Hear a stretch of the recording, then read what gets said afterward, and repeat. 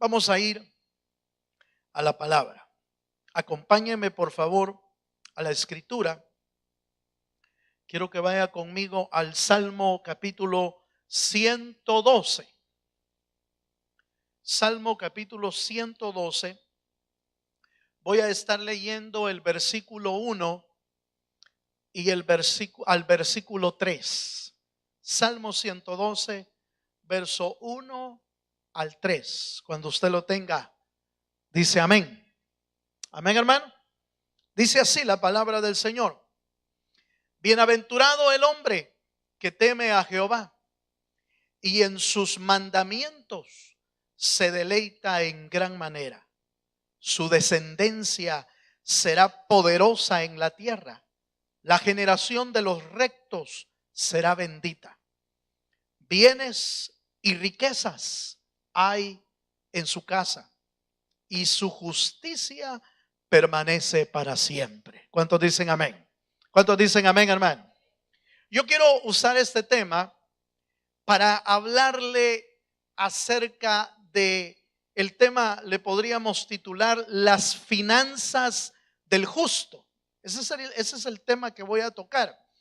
Y fíjese que preparando este tema me encontré con algo interesante. Las iglesias que estamos tratando de compartir la verdad de Dios, la palabra del Señor, normalmente se tiende a no hablar mucho del tema de finanzas.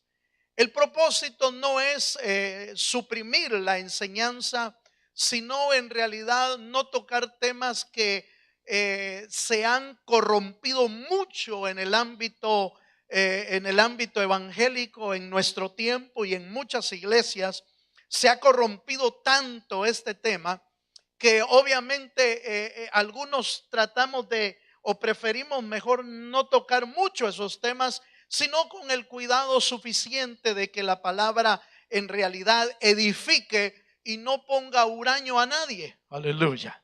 ¿Cuántos dicen amén, hermano? Y entonces, sin embargo, la Biblia habla en realidad de muchos aspectos financieros. Y en este texto del libro de los Salmos a mí me llamó mucho la atención.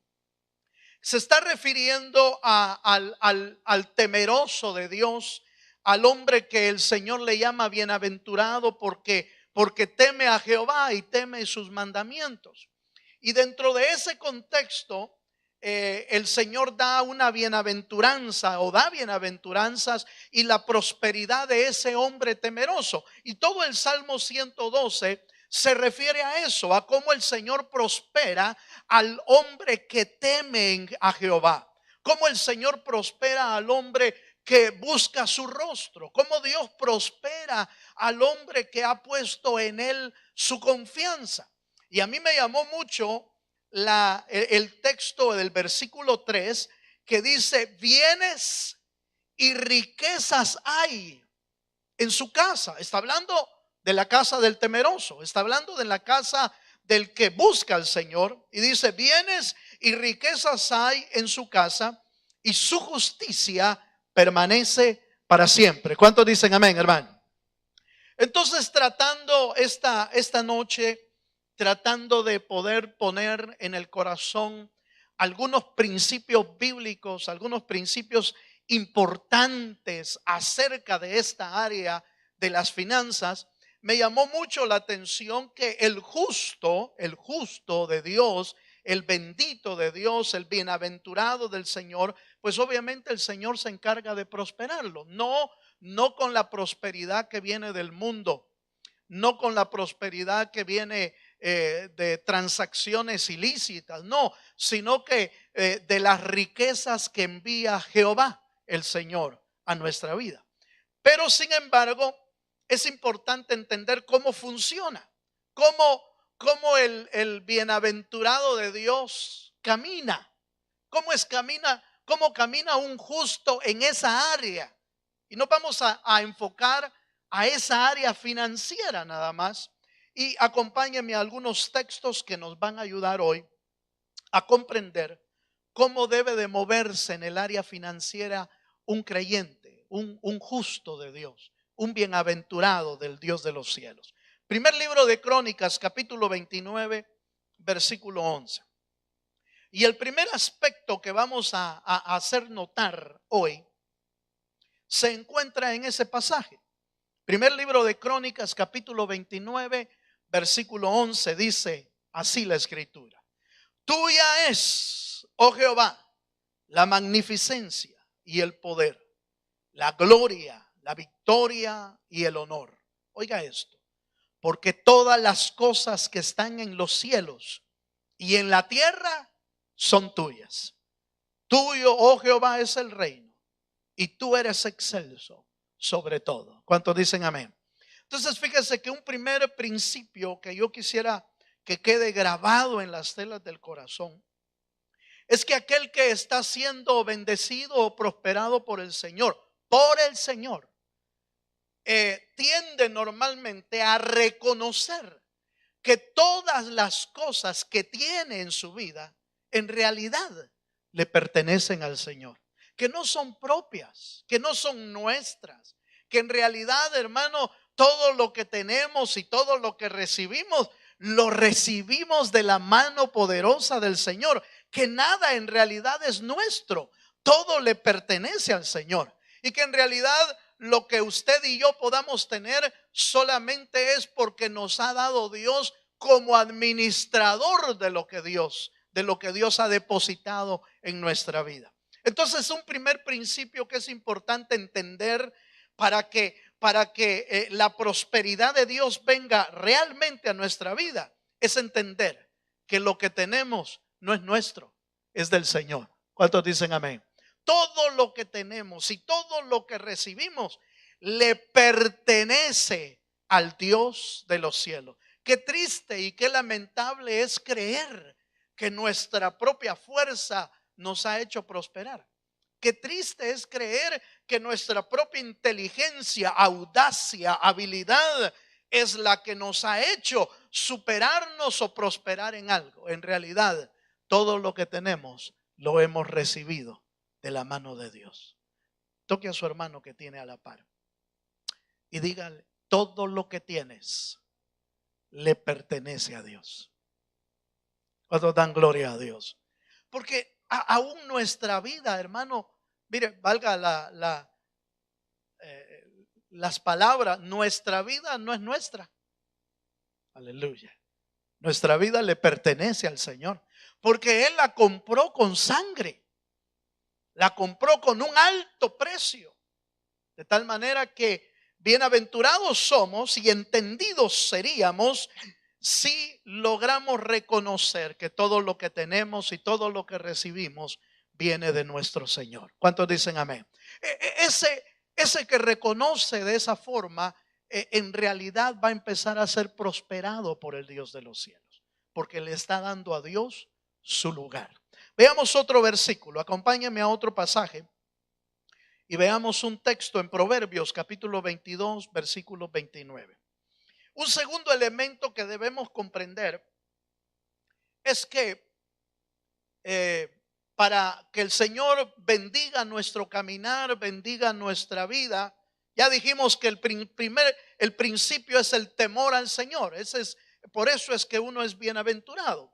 Pero Proverbios capítulo 22 en el versículo 29 dice así la escritura: ¿has visto hombre solícito en su trabajo? Delante de los reyes estará. No estará delante de los de ¿qué dice, hermano? De los de baja condición. Pero note que está hablando de los hombres solícitos. Y un comentario que me encontré ahí, obviamente solícito significa ser alguien diligente, ser alguien trabajador. Pero un comentario decía: solo se puede ser diligente cuando uno ama lo que hace. Aleluya. Fíjese bien en esto. Solo se puede ser diligente y solícito cuando uno ama lo que hace. En otras palabras, si quieres que el Señor te bendiga, ama lo que estás haciendo, hermano. El trabajo que Dios te ha dado, no reclames del trabajo, no rechaces el trabajo. Ama lo que estás haciendo. ¿Cuántos me están entendiendo?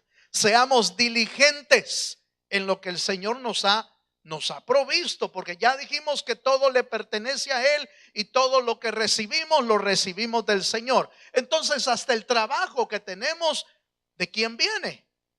Viene del Señor. Obviamente usted y yo en el camino vamos a recibir ofertas también del diablo. Eso es indudable. También el enemigo va a tratar de ponernos trabajos que nos desvíen del camino, que nos desvíen de la búsqueda del Señor, que nos desvíen de nuestra integridad. Por supuesto, el diablo va a poner muchas trampas, pero en general lo que estoy tratando de decir es que si el trabajo honesto, el trabajo que el Señor ha puesto en tus manos es un trabajo honesto, que con ese trabajo puedes honrar al Señor, obviamente el Señor te lo puso ahí. Y si estás en ese trabajo, debes ser diligente. ¿Para qué? Para que el Señor se encargue de prosperar nuestra vida. ¿Cuántos dicen amén, hermano? Entonces veamos estos aspectos, por favor. Yo voy a ir rápido porque son varios aspectos los que yo quiero ver con usted. Número uno, entonces dijimos, todo lo que hemos recibido, lo hemos recibido del Señor. Y si Dios te puso o te abrió puertas en un trabajo, asegúrate de ser diligente en lo que estás haciendo. ¿Cuántos dicen amén? ¿Cuántos dicen amén, hermano? El diligente no es aquel que tiene que andar a alguien atrás para que haga el trabajo. Ese no es diligente. Diligente es el que sabe su responsabilidad y obviamente cuando ama lo que hace, lo hace con diligencia. Seguro que va a ser prosperado. ¿Por qué? Porque la Biblia lo dice. ¿Has visto un hombre solícito? ¿Has visto un hombre diligente? Y estará en casa de reyes. Esa es prosperidad que viene de Dios, no la prosperidad que el mundo o que el diablo ofrece y que por supuesto ha desviado a millones de gente sobre ese mal. Bueno, Lucas capítulo 14, verso 28 al 30. Veamos otro aspecto importante de aquellos que quieren ser bendecidos y prosperados por el Señor. Hay un aspecto financiero que usted y yo necesitamos aprender. Y este aspecto tiene que ver con calcular nuestros gastos. Aleluya. Diga conmigo, aleluya. Porque hay mucha gente que no sabe gastar. Gasta más de la cuenta. Lucas capítulo 14, verso 28 dice, porque ¿quién de vosotros queriendo edificar una torre no se sienta primero y calcula qué? Los gastos, a ver si tiene lo que necesita para acabarla. No sea que después que haya puesto el cimiento y no pueda acabarla, todos los que lo vean comiencen a hacer burla de él, diciendo, este hombre comenzó a edificar y no pudo acabar. Bueno, obviamente comenzar algo y no terminarlo ya de por sí para uno mismo es un poquito frustrante, ¿no le parece? Ya solo para nosotros mismos al haber comenzado algo y no terminarlo ya es frustrante para nuestra vida. A eso agréguele que haya gente que todavía se burle de eso. Entonces de plano se lo acaban a uno, ¿eh? Se lo acaban. Pero en realidad pudiéramos señalar a las personas que se burlan y decir que ¿por qué hacen eso? Pero en realidad note esto, hermano. Muchos de nuestros errores financieros es porque no calculamos nosotros. Por ejemplo, es muy extraño, sería normal que usted y yo en nuestras finanzas hiciéramos presupuestos. ¿No le parece? ¿No le parece? Parece que no le parece. Sería normal y sería correcto porque el justo es sabio de parte del Señor. Y por la sabiduría que Dios nos ha dado, el Señor nos enseña que cuando empecemos algo, cuando emprendamos algo en nuestra vida para alcanzar nuestras metas, Tendemos que aprender a calcular nuestros gastos. ¿Por qué? Porque cuando uno no presupuesta en su vida, lo que normalmente sucede es que gasta más de lo que gana. Aleluya. Cuando viene a sentir, se le fue más el gasto por un lado, se le fue más el gasto en ropa, aleluya, se le fue más gasto en comida, se le fue más gasto en esto. ¿Por qué? Porque no calculamos, porque no presupuestamos. Dice, ¿qué será? ¿Qué será, Señor, que no me alcanza? A veces hasta podríamos cometer el error de echarle la culpa al Señor. Señor, lo que me estás mandando no es suficiente. ¿Y no será que lo estamos usando mal? Aleluya. ¿No será que no lo estamos administrando bien lo que Dios manda? Porque le voy a ser honesto. ¿Cuántos creen que Dios es justo? ¿Y cuántos creen que Dios provee para los suyos? ¿Usted cree que Dios provee? Entonces, si Dios provee para los suyos, debería de alcanzarnos. Aleluya. Si Dios provee, si Dios es proveedor y Él es justo proveyendo para sus hijos, entonces debería de alcanzarnos. Entonces, ¿por qué no nos alcanza? Porque no calculamos bien, porque no presupuestamos bien, porque no calculamos bien nuestros ingresos y nuestros gastos. Y casi siempre al final del mes o cuando hacemos corte de cuánto tenemos, nos dimos cuenta que ya no nos alcanzó. Entonces vamos a tener que suprimir esto, voy a suprimir esto otro. ¿Pero por qué? Porque no calculamos a tiempo. ¿Cuántos dicen amén? La Biblia dice que si alguno es falto de sabiduría, pídala al Señor. ¿Eso qué quiere decir? Quiere decir que no, hermano, no es una razón suficiente decir, hermano, es que fíjese que yo nunca me enseñaron a hacer un presupuesto. Pida sabiduría al Señor y yo le aseguro que de una o de otra manera puede aprender a hacer presupuestos. ¿O no? Claro que se puede. ¿Por qué? ¿Y por qué es tan importante? Porque es un principio básico de un buen administrador. Es un principio básico de alguien que quiere administrar bien los recursos que Dios le da. Es un principio básico. Calcular sus gastos. ¿Cuántos dicen amén? Amén, amados. ¿Cuántos me están entendiendo? Bueno, vamos a un cuarto, ¿sí? Vamos en el tercero, vamos a un cuarto. Proverbios capítulo 22, versículo 7. Si usted puede, no se endeude. Si usted puede, no quede como fiador. Eso es lo que dice la Biblia. Proverbios 22, 7. Mire lo que dice. Proverbios dice, el rico se enseñorea de los pobres. Y el que toma prestado, ¿qué dice, hermano? Es siervo del que presta. Lamentablemente, muchas de las cosas que nosotros a veces necesitamos adquirir, muchas veces no nos alcanza nuestro presupuesto. Y entonces tenemos que echar mano de préstamo. Sobre todo cuando tiene que ver, por ejemplo, con carro, con casa. Entonces tenemos que echar mano de esa famosa palabra préstamo o deuda. Tenemos que echar mano porque de plano para lograr alcanzarlo no podemos hacerlo de esa manera. Pero si podemos evitar los préstamos, evitémoslos. ¿Por qué? Porque normalmente los préstamos llevan a veces intereses altos, sobre todo las famosas tarjetas de crédito.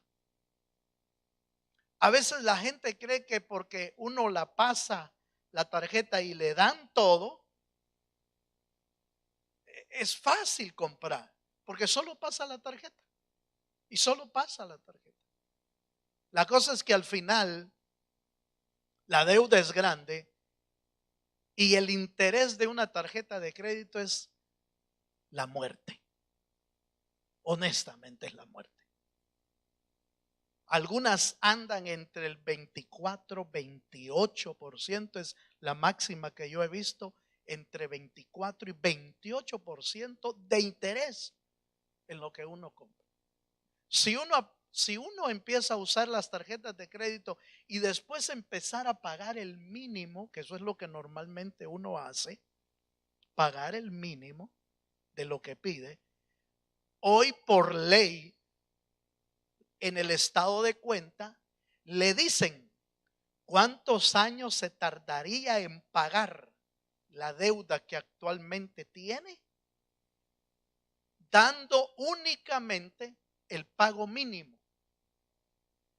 Por ley tiene que estar plasmado en el estado de cuenta. Y algunas veces llega a pagar uno, hermano, no el doble ni el triple, sino enésimas veces más en un tiempo sumamente largo. Porque a veces no hemos entendido que las deudas no son efectivos que realmente uno tiene, sino que a veces el enemigo se puede aprovechar de eso para llevarnos a crisis financieras que, hermano, acaban no solamente con nuestras finanzas, sino que acaban hasta con nuestros sentimientos. ¿Por qué? ¿Por qué le digo con nuestros sentimientos? Porque puede caer, yo he visto gente que cae hasta en depresión porque está hundido en las deudas. Por eso dice la escritura que cuando uno presta, mire, se vuelve, la Biblia dice ahí siervo, pero la traducción puede bien ser esclavo. Uno se puede volver esclavo de las deudas. ¿Cuánto me están entendiendo, hermano? Eso es lo que dice la Biblia, eso no lo digo yo. Se puede volver esclavo a tal grado que, hermano, le puede quitar todo y quedarse sin nada. Entonces, por eso le decía yo, mira, hermano, la Biblia dice que no prestemos, pero yo entiendo que muchas áreas que nosotros queremos adquirir, sobre todo esas áreas de vehículo o de casas, no las podemos alcanzar a veces si no es a través de eso. Pero de todos modos, cuando vaya a comprar carro, piense bien que va a comprar. Aleluya. Porque de repente es muy alto también. Uno quiere el del último modelo. Y peor que hace gárgaras con la gasolina. El carro es de aquellos carros que solo lo enciende y se le va el primer galón. Debemos ser cuidadosos, porque después queda uno bien apretado, hermano. ¿Cuántos me están entendiendo? Entonces note por favor la Biblia. La Biblia en realidad habla muchos detalles de finanzas que nosotros como creyentes, como hijos de Dios, debemos entenderlas y debemos aplicarlas en nuestra vida. No por gusto está escrito ese tipo de versículos. El Señor no escribe nada por gusto, hermano. Y cuando el Señor habla de que uno puede quedar como siervo, como esclavo de los préstamos, no está jugando el Señor. En realidad eso puede pasar y ha pasado miles y miles y millones de veces a muchas personas. Veamos Proverbios capítulo 6, verso 1 y 2. Hablando siempre de este aspecto de las deudas, la Biblia habla acerca de fiadores. Y igual, la Biblia nos da a entender de que es mejor no hacerlo. Pero si lo haces, asegúrate de que con quien saliste de fiador sea de los que paguen. Porque si no, te va a tocar pagar a ti, hermano. Aleluya.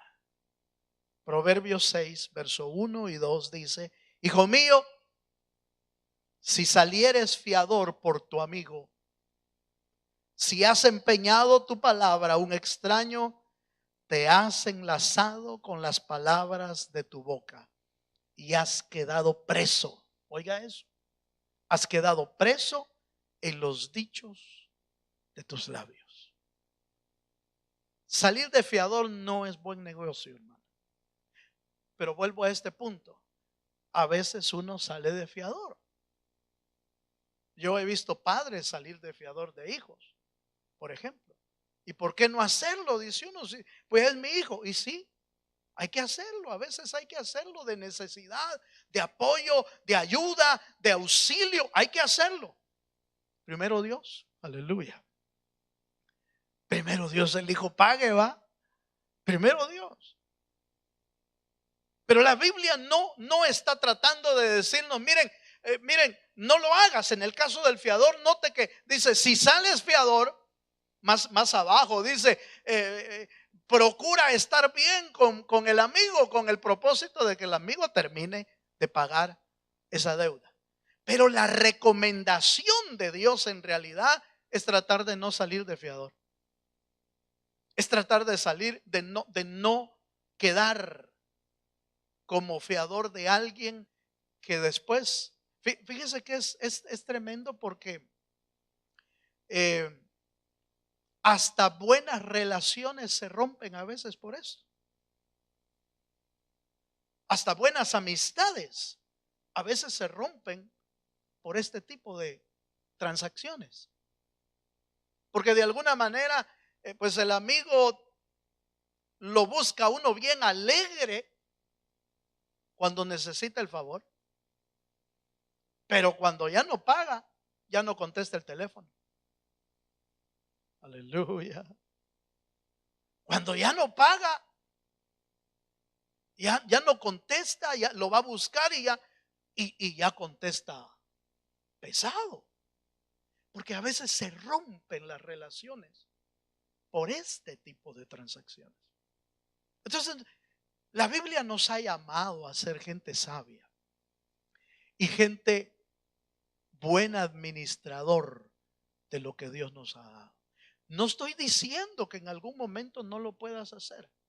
Solo asegúrate de que ya sea el buen amigo, de que ya sea el pariente, que ya sea el hermano, la hermana, el hijo, pues que puedan cumplir lo que han hecho. Por eso el Señor a veces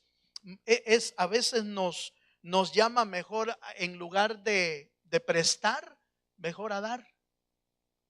Es decir, mira, hermano, no te puedo prestar, no tengo la cantidad, pero te puedo ayudar con esto. Y ya sabe usted que eso no va a volver, porque lo está dando de su corazón. Hasta se puede guardar una relación mejor así que de la otra forma. ¿Cuántos me están entendiendo, hermano? Entonces, note por favor, note cuán importante es que hay principios de la Biblia, de la Escritura, consejos de la Escritura, que si los ponemos en práctica en nuestra vida, podemos, además de administrar bien lo que Dios nos ha dado, lograr mantener una buena relación con alguien que pues en algún momento está pidiendo esa necesidad. Vamos un poquito más adelante. Proverbios capítulo 6, versos 6 al 8. ¿Qué más habla o qué más nos aconseja la Biblia para aquellos que pues el Señor nos está proveyendo, ya sea su provisión, su ayuda, su auxilio de lo que tenemos? ¿Qué más nos enseña la Biblia que deberíamos de tomar en cuenta? Proverbios capítulo 6, versos 6 al 8. ¿Lo tiene, hermano? Dice la Escritura: ve a la hormiga, aleluya, oh perezoso. Esto no es con usted. Mira sus caminos y sé sabio. Esta parte me interesa. Sé sabio, la cual no teniendo capitán, ni gobernador, ni señor, prepara en el verano su comida y recoge en el tiempo de la siega su mantenimiento. Esto nos habla de aprender a ahorrar y de aprender a guardar con tiempo antes de que vengan los días malos. Y los animalitos, que son una maravilla de la creación de Dios, nos pueden enseñar. Y fíjese que las hormigas preparan con tiempo su alimentación y la van preparando, la van guardando. En verano trabajan, hermano, pero incansablemente, Son filas largas a veces de las hormigas para llevar a su lugar, a sus depósitos, llevar la comida suficiente para el tiempo malo, es decir, para el tiempo del invierno, donde no pueden salir a recoger, donde se inundarían con facilidad. Bueno, sus lugares, sus casas de habitación, hermano, son tan bien preparadas que no se les mete el agua, a menos que algo externo haga que se produzca. Por ejemplo, el pie de alguien aplasta el hormiguero, o de plano el agua y la inundación es tan grande que de plano no hay manera de que sobreviva ese lugar. Entonces, ni las casas a veces sobreviven a las inundaciones, menos un nido de hormigas, pero están tan bien preparadas que pueden protegerlas del invierno, pueden protegerlas del mal clima. Y allá adentro ahorraron lo suficiente para el tiempo malo. ¿Cuántos me están entendiendo, hermano? El ahorro es un principio bíblico, hermano. El ahorrar es un principio bueno para todo creyente. Es una de las prácticas que casi nunca nosotros hacemos. Yo no sé si usted, pero es muy raro encontrar gente que está ahorrando constantemente y no tocarlo, porque mire, es una disciplina bastante fuerte. Porque a veces uno se lo propone. Yo no sé, ¿alguna vez usted se ha propuesto ahorrar, hermano? ¿Verdad que sí? Yo estoy más que seguro que sí. Muchas veces quizás lo hemos propuesto. Dice, mire, vamos a hacer de esta forma, vamos a hacer de esta otra manera. Pero el gran problema es que arranca uno ahorrando, pero cuando ya ve un poquito ahí en la cuenta, bien lo puedo usar para esto, dice. Y entonces el poquito de ahorro que había, lo saca uno mismo. Y se volvió a quedar sin el ahorro. Pero los buenos administradores de Dios, los sabios del Señor, es gente que se prepara para los días malos. Es gente que se prepara para los tiempos de invierno, para los tiempos de mucha lluvia, espiritualmente hablando, para esos tiempos malos que aparecen, hermano, cuando menos uno lo espera. Y casi siempre aparecen cuando uno no está preparado. Ay, si me hubiera preparado antes, dice uno. Ay, si no hubiera sacado el dinero que tenía guardado. Ay, si tuviera, pero no se preparó. O si se empezó a preparar, no tuvo la disciplina de permanecer ahorrando. Y entonces se le viene encima la casa. ¿Cuánto me están entendiendo, hermano? Mire, yo sé que hoy no, usted dice, uy, hermano, qué tema menos espiritual hoy. No, pero yo quise ser práctico cuando empecé a leer este pasaje. Cuando leí que en la casa del justo hay riquezas. Cuando leí que hay en la casa del justo hay riquezas. Pero ¿quién es ese justo? Ese justo es el que ha recibido la bendición de Dios. Ese justo es el que ha recibido la provisión del Señor. Ese justo es el que es bienaventurado porque le teme a los mandamientos del Señor. ¿Cómo no? Pero a ese mismo justo es el que Dios le da la sabiduría para usar ciertos consejos de la Biblia que nos pueden ayudar a administrar bien lo que Dios está dando a nuestra vida. ¿Cuántos dicen amén, hermano? Vaya. Entonces veamos un pasaje más. Acompáñenme. Lucas capítulo 6, verso 38. Mire este otro consejo.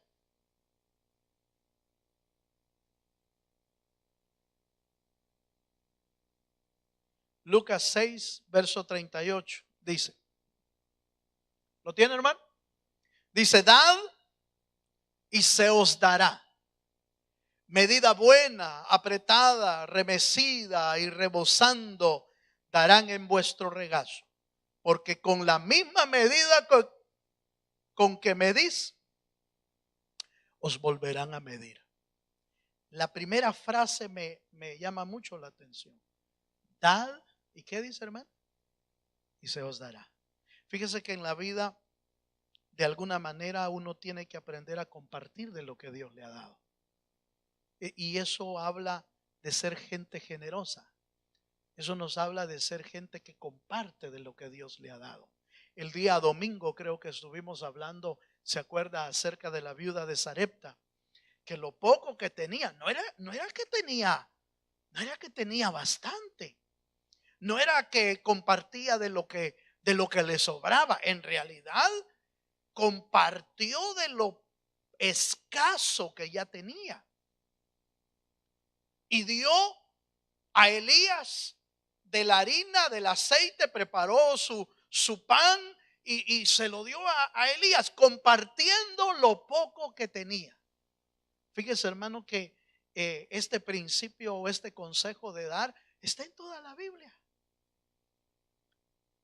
Pablo elogia a una de las iglesias diciendo que aún de sus pocas fuerzas, aún de la escasez que tenían, habían dado y habían dado con gozo. Aún de su pobreza, dice la escritura, habían dado y habían dado, dice, más allá de sus propias fuerzas, con el propósito de compartir con los santos que estaban en aprietos, que estaban pasando necesidades. Se refería a las ofrendas que se levantaban para ayudar a los santos de las iglesias.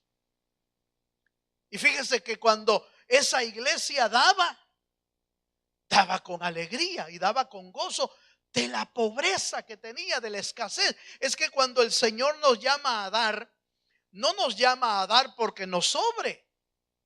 No nos llama a dar porque tiene suficiente. No, nos llama a dar de lo que Él nos ha dado. Porque dijimos al principio que todo lo que tenemos lo hemos recibido del Dios de los cielos.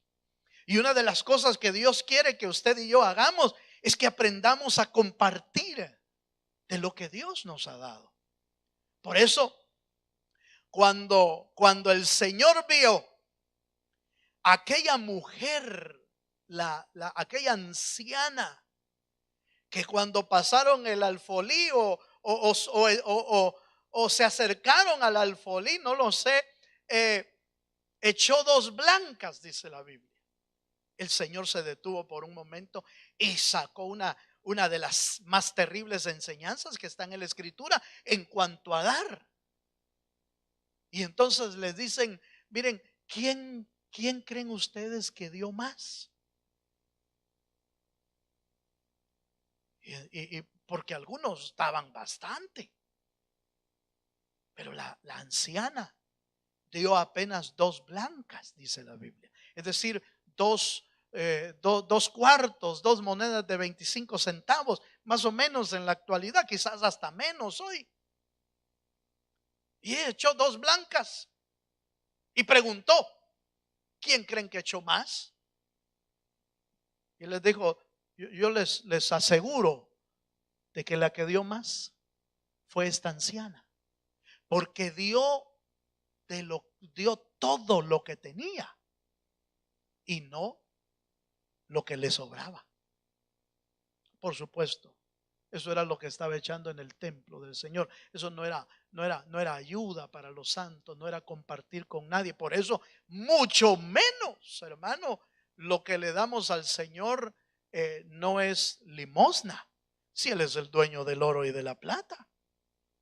Él es Él es el dueño de todo lo que usted y yo tenemos. Pero una de las cosas que como creyentes y como buenos administradores de Dios debemos aprender es a compartir de lo que Dios nos ha dado. Porque dando es como se recibe. ¿Cuántos me están entendiendo? Amén, hermano. Dando es como se recibe. Como yo sé que el Señor hubiera hasta podido convertir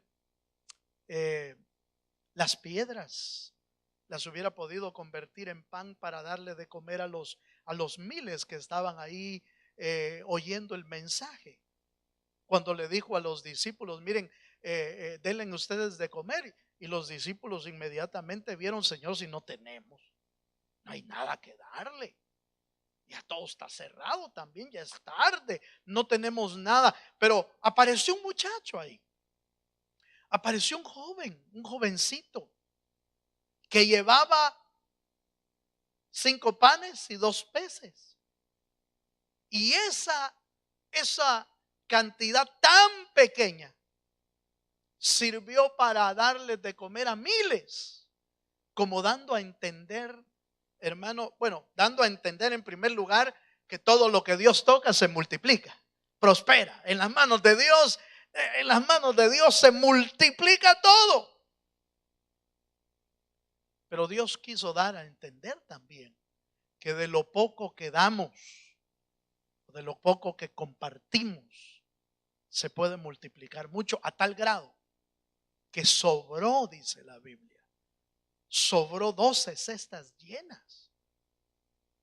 Entonces, cuando usted y yo somos generosos, cuando usted y yo podemos aportar de lo que Dios nos ha dado a alguien necesitado, a alguien que lo necesita, hermano, eso es parte de aplicar los consejos de Dios, de la palabra, en lo que Él ha dado para nuestra vida. ¿Cuántos dicen amén, hermano? La Biblia, de hecho, allá en el Salmo 112 que leímos del hombre bienaventurado, dice que va a llegar a ser un hombre que Él se encarga de prestar, dice, y no que presta. Fíjese. Note cómo es la bendición de Dios cuando aprendemos a administrar bien las cosas del Señor. Bueno, veamos un versículo más para ir cerrando este tema. Acompáñenme a un versículo más, quizás al último y al más cardíaco, por eso lo dejé por último. No porque sea el último, sino porque no quise entristecerlo desde el principio. Aleluya. Malaquías capítulo 3 verso 10. Obviamente el que quiere hacer buen uso de los recursos del Señor también entiende que hay que darle a Dios lo que es de Dios. También logra entender eso. Y si logramos entender eso, vamos a entender que Dios se encarga de proveer todo lo necesario para nuestra vida. Dice la escritura, Malaquías capítulo 3 verso 10, dice: traed todos, note por favor, traed todos los diezmos al alfolí, y haya alimento en mi casa, y probadme ahora en esto, dice Jehová de los ejércitos, si no os abriré las ventanas de los cielos y derramaré sobre vosotros bendición hasta que sobre y abunde. Este es otro consejo del Señor, otro principio bíblico en cuanto a las finanzas de los creyentes. No es que Dios esté necesitado de dinero, hermano. No. Si ya lo dijimos, Él es el dueño de todo, a Él le pertenece todo. Él no está interesado en nuestro dinero porque Él se lo quiera llevar o porque lo va a depositar en un banco en el cielo. No, él no. Pero lo usa para su obra aquí en la tierra. Lo usa para que en su casa haya alimento, es decir, haya lo necesario que se utiliza dentro de su casa y dentro de su obra. Y entonces cuando usted y yo como creyentes entendemos que de lo que Él nos ha dado, pues Él nos pide algo. Y siempre me ha encantado a mí la parte de el versículo de Deuteronomio cuando habla del diezmo y dice, para que aprendas a temer a Jehová. Esa parte es bien importante porque la razón por la que el Señor está pidiendo el diezmo no es porque Él lo necesite, aunque lo va a usar en la obra, pero el efecto, oiga esto hermano, el efecto espiritual o el efecto en nuestra alma es lo que está buscando el Señor con ese principio. Acompáñenme a Deuteronomio capítulo 14, versículos 22 y 23. Deuteronomio capítulo 14, verso 22 y 23. Amén, hermano. Dice, indefectiblemente, esa palabra indefectiblemente quiere decir sin falta. Sin falta, es decir, hay que hacerlo. Indefectiblemente diezmarás todo el producto del grano que rindiere tu campo cada año y comerás delante de Jehová tu Dios en el lugar que Él escogiere para poner ahí su nombre. El diezmo de tu grano, de tu vino, de tu aceite, las primicias de tus manadas y de tus ganados. Esta parte, por favor, si usted quiere subrayarla, sería importantísimo. Para que aprendas, ¿a qué dice, hermano? A temer a Jehová tu Dios todos los días. Si usted se da cuenta, el efecto del diezmo no es con el propósito de que nos quedemos más escasos nosotros.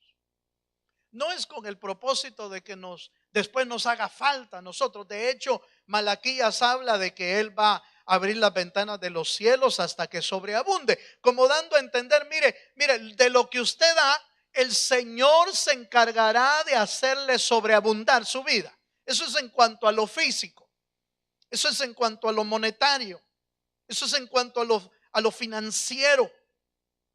Pero la parte que a mí más me interesa, que deberíamos de aprender los administradores de Dios, los justos en nuestras finanzas, es entender que el diezmo tiene un efecto espiritual, un efecto en nuestra alma. Y es hacer que usted y yo aprendamos a temer al Señor. Aprendamos la palabra temer, que es la misma de allá del Salmo 112, no es un temer de miedo, no es un temor, sino es para que aprendas a respetar y a honrar a Jehová el Señor. De tal manera que el diezmo es un símbolo de honra al Dios de los cielos. Y además, eso es lo que hace que nuestro corazón no se abra al amor del dinero. Usted sabe que uno de los problemas en el ser humano, hermano, uno de los problemas en el ser humano es que fácilmente cae en el amor al dinero, en querer más, en codiciar, en desear, en envidiar. Y dice, yo quiero más, y yo quiero más, y yo quiero más. Pero ¿sabe por qué el corazón es propenso a la codicia? Porque es propenso a la envidia, porque es propenso a querer más dinero o amar más el dinero, porque nuestro corazón no ha aprendido a temer a Dios, porque no estamos obedeciéndole a Él. Y entonces no se ha formado y no se ha creado en el corazón un sentimiento de honra al Dios de los cielos. ¿Cuántos me están entendiendo? Entonces un último principio y ahí la dejamos, aleluya. Un último principio es de un buen administrador de Dios, de un justo que sabe manejar sus finanzas, es darle al Señor lo que es del Señor. Jesús lo resumió de esta manera: dale al César lo que es del César y a Dios lo que es de Dios. Póngase de pie, por favor.